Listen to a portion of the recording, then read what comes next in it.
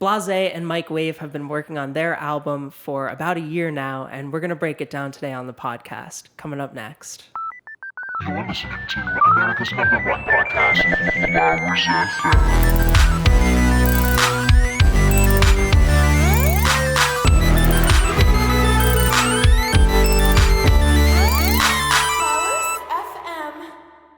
How's it going, guys? My name's Nick Testa, and welcome to this week's episode of Flowerz FM. Today, I'm joined by pop R&B duo Blasé and Mikewave. They've been working on their album for about a year now, and we're going to break it down today. Well, thank you guys for being on the show today. How are you guys doing? Pretty good. Thank you for having us. Yeah, Which one's Mikewave? Which one's Blasé? Oh, man, I identify as Blasé. And I'm Mikewave. Sweet. How long have you guys been a duo? Technically, it's not a duo, but we do duo projects together. Okay, I see. So I guess as far as us doing projects together, it's been like since middle school. So Nice. what is that, like 15 Yeah, years? I mean, I've known this guy since 3rd grade, Wow. so Yeah. we've been Nice. friends ever since, and it's pretty rare to have, people like that you're just that tight with. For sure. But we've been involved in music in some setting, I would say, since like middle school. Yeah. Like Nice. sixth or 7th grade, something Yeah. like that. As young little musicians, how did you guys get into, how did you guys find your sound and start, working on that together? Oh, yeah. I don't really know. I think, at least for me, I think like Mike played a lot with his dad growing up, but for Yeah. me, it started out as like piano lessons, and then eventually at school they had school band, and I picked up drums there for them. Nice. And that's kind of where it sort of segued itself into a couple friends coming over here and there on weekends to make nonsense music. Noise in the basement. Yeah. Yeah, Right on. I think my dad we've always had music on. When I was like a little kid, we had a band, the Presidents of the United States of America, from the 90s in Seattle. Shout out Pusa.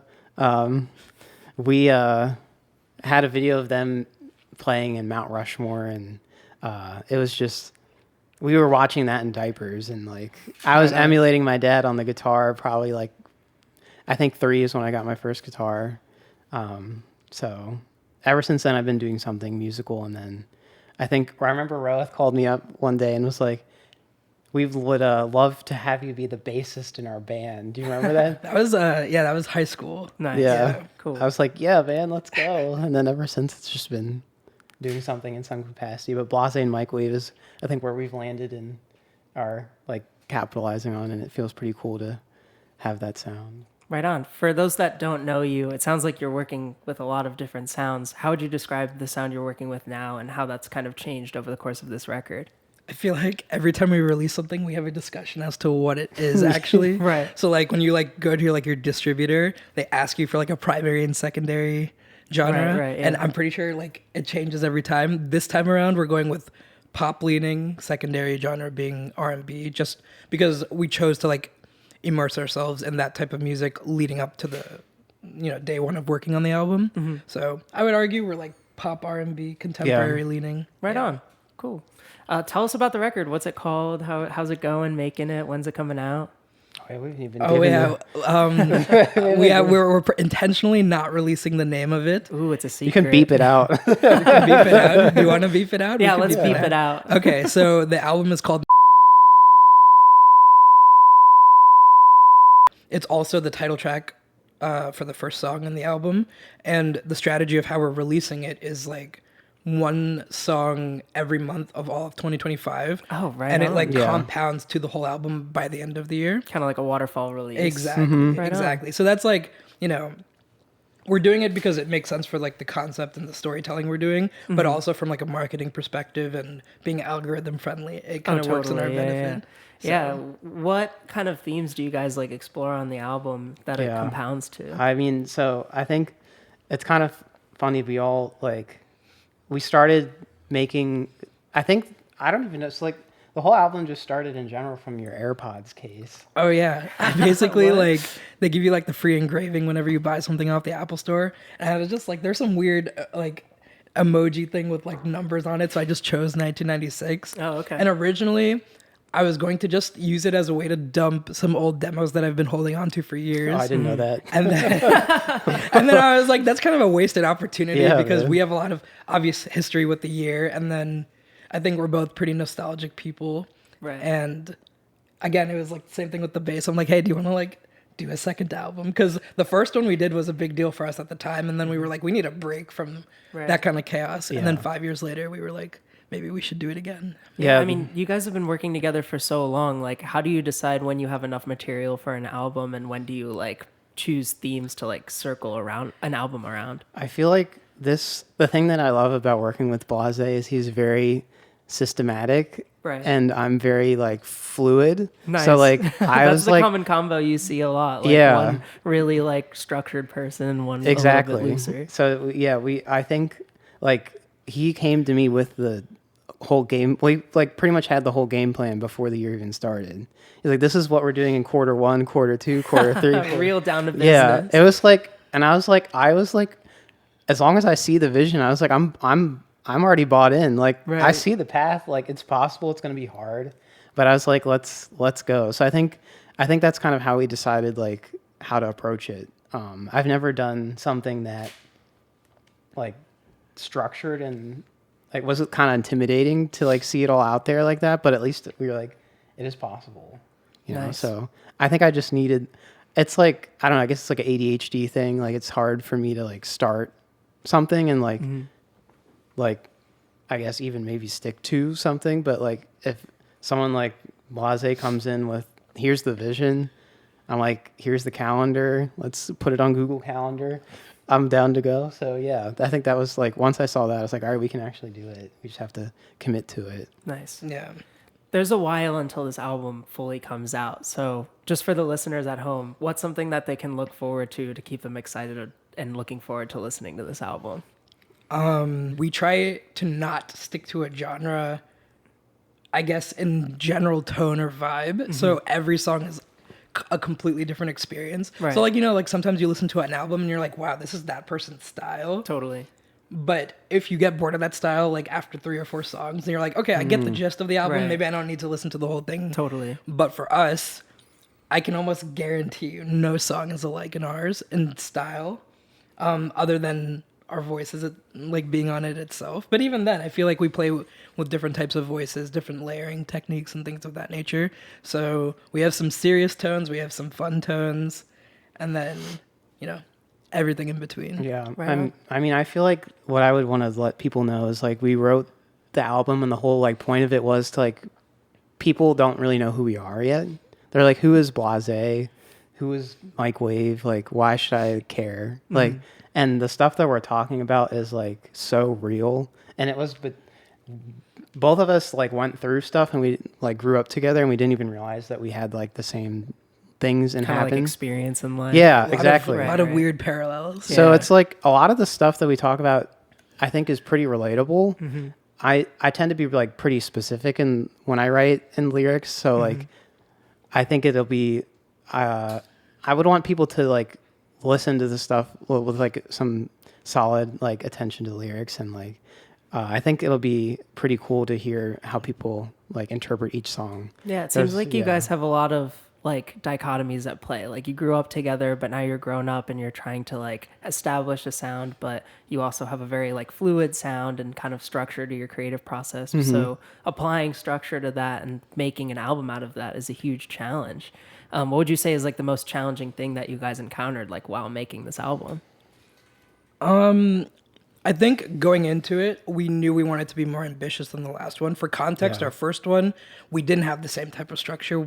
It was Vitae. originally just like, our first album was called Vitae, and basically Mike was in grad school in Tennessee, and he was just like noodling on his like Mustang or something. Yeah, this And like guitar making very hand. like very basic beats and then sending it to me and I was just writing to them. That's awesome. And then after a few demos, we're like, hey, we can actually like thread a story in between this. Right. And then all like, everything we did, we learned on the fly. It was not like we Right. had any prior knowledge to like production, mixing, mastering, all that stuff. It was all done on the fly.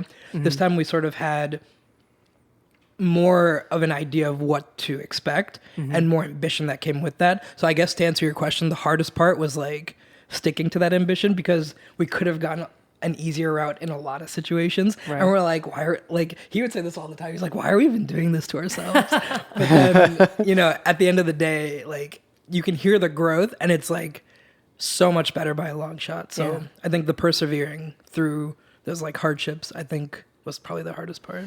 It's always interesting to see how like the knife gets sharpened over time and you start to like carve away at what this art really is. Yeah. And sometimes you don't even feel it in the moment. It's like only when you look back, which again is a recurring theme for us. Totally. That's the only time you really understand that you are actually growing in the process, and it's not just like a mundane activity every single Right. time. Was there ever any moments where you felt like the growth was stagnating and you had to tell yourself to keep going? And like, what Yeah, did you for tell sure. yourself in those moments? I feel like he was saying, to piggyback off of like our first album, Vitae, that we did, like a lot of stuff was very on the fly. And this time around, like we knew we wanted to push ourselves to the max. Right. So like, I think like having him, you know, do a majority of the writing for Vitae and then me do a lot of the producing, that's like our lanes that we're comfortable in. Right. The whole album, we like decided to get really uncomfortable. Like a part of how all the demos were made, we actually just had a website that he made that kind of spit out like, you do 808, I do drums. Oh, like, wow. it You was- really like randomly generated Yeah. what the The roles key, were. the tempo. Wow. everything. Yeah, so- That's super interesting. Yeah, in the cabin in Virginia, where you see like some of the pictures that are already out. Right. That was something I thought was like off rip. Initially, we were already on a big growth mindset. It's like, I've not played piano in a long time. Like, he doesn't really play guitar like I do, so I was like, it created some really cool moments. Yeah. And I think the hardest part for me, honestly, was, I would say, writing was that area that I was a little uncomfortable in, just because of how much he did with Vitae, the first album. But I found that I was like, through it, it pushed me and it got me to a really good place. And I'm really Nice. happy to say that a lot of the writing on there I'm really proud of. So That's awesome. It sounds like you guys really navigated the line between like comfortability and going outside of your comfort zone. It's really exciting. It seems like Yeah. you guys grew a lot making this record. Yeah, a lot of, you know, like one big thing for us, like I mentioned, we're notorious for dragging things out. Right. We were like, especially in the demo phase, we're like, let's time box everything. Oh. And it's not to say like you can't work on it later, but it's more to get the idea across. And 9 times out of 10, like a lot of people who are creative people are like, oh, like you can't rush creativity. Totally. But I also think there's like a degree of like your true like raw uncut version comes Right. out when you're in a pinch. Yeah. So Yeah. Yeah, I you mean, know, at a certain point, I say it all the time. You got to just like hold your nose and press record. You know, like Exactly. even if it feels like you're not all the way there, you got to just. There's a certain point where you have to get it out. yeah, for sure. And like you can like, you know, Mike and Ivy can attest to it because they were both obviously in the place when we were working on this. the cabin. The cabin, yeah. And the first few demos were trash. Right. Trash. As always. But it's like you kind of have to like get the bad stuff out in the beginning, and then we very quickly found our rhythm. And Awesome. you know, what did we do? Like 20 demos, and I think we Wow. whittled it down to 12. But there was definitely like a couple more that we were like, oh, like it would really be nice if we could fight for these. Yeah. But Right. we were dead set on 12. But point is there was more than majority. Maybe we'll get a deluxe someday. One Yeah, day, I was- one day. There's one or Yeah. two he's pushing for, I know. Yeah. Sweet, sweet. Yeah. Well, it seems like you guys are like in the process of this like release. What's out now and what's coming out soon? Sure, yeah. What's out now is 35 millimeter. Nice. It's kind of I previewed that one. It's really good. I like 35. thank you. millimeter, Yeah, that one's like a cool kind of like a little more R&B leaning. I guess like triumphant energy. Nice. Like people told me that they like to listen to that before they come into work. It kind of like pumps Totally. them up a little bit. It's got some cool talk box, a lot of like cool like jazzy or like R&B chord changes and yeah. And then Concerta is the other song that's out now. That one came out in February. That one's a pretty cool, chill pop R&B energy. It describes our dynamic really well. The whole, I guess, point of that one being like how we kind of complement each other in the sense of, you know, like him being more, systematic and I'm more fluid or creative. And then Right. like yin and yang, like I'm a morning person, he's a night owl. Like where one falls short, the other one is like right there to kind of spot and lift it up.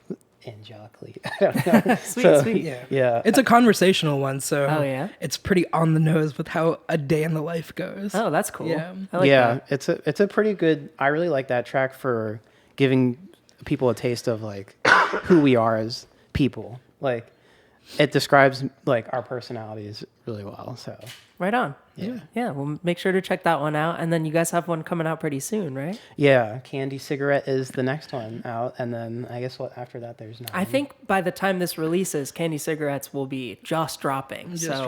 We should play it right now, I think. We should check it out for our listeners at home. a little sneak preview. Let's give it a sneak peek. Okay. So this is Candy Cigarettes by Blasé and Mikewave.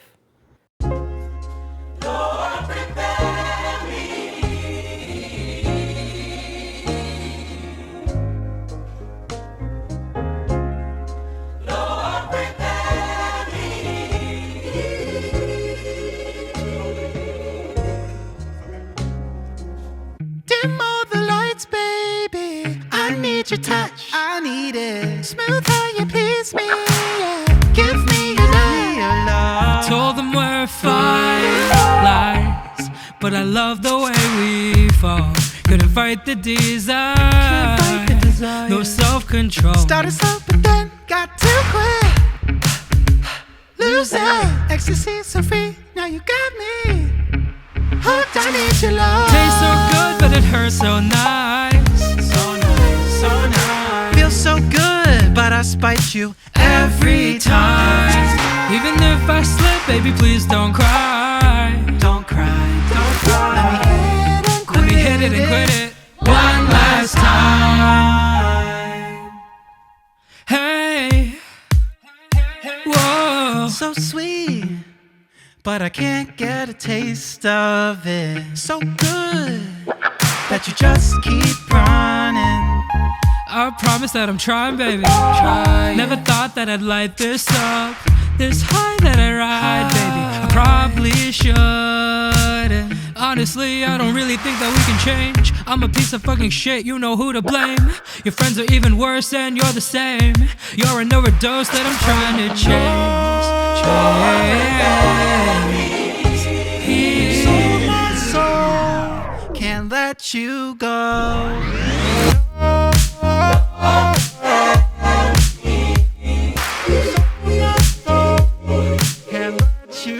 Tried to get you out, but you stay in my head.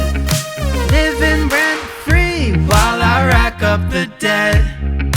Tried to kick you out, but you lay in my bed. Lock me up, toss the key, baby, put me to rest. Yeah, yeah. Tastes so good, but it hurts so nice. So nice, so nice. Feels so good, but I spite you every time. Even if I slip, baby, please don't cry. Don't cry, don't cry. Let me hit it and quit it one last time. That was really awesome, guys. That was Candy Cigarette by Blasé and Mikewave, streaming now on all platforms if you want to go check that out. It's been so nice talking to you guys today. Really great work. I'm excited to see the rest of the album. Yeah, it's been awesome. Thank you guys for being here today. Thank you for having us. Cool. Again, check out Blasé and Mikewave on wherever you find your music. And thank you guys for listening today. See you later.